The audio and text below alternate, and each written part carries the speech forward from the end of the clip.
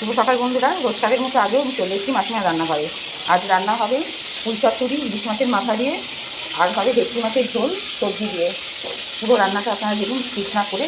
ভালো লাগলে like comment share করে দেবেন।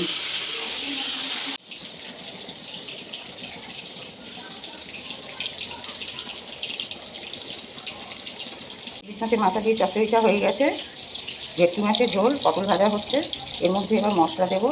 একে একে পেঁয়াজ আদা রসুন বাটা, নুন পরিমাণ মতো, হলুদ গুঁড়ো, লঙ্কা গুঁড়ো, জিরে গুঁড়ো, ধনে গুঁড়ো সব এবার একেবারে দিয়ে দেবো। মশলাটা কষানো হবে।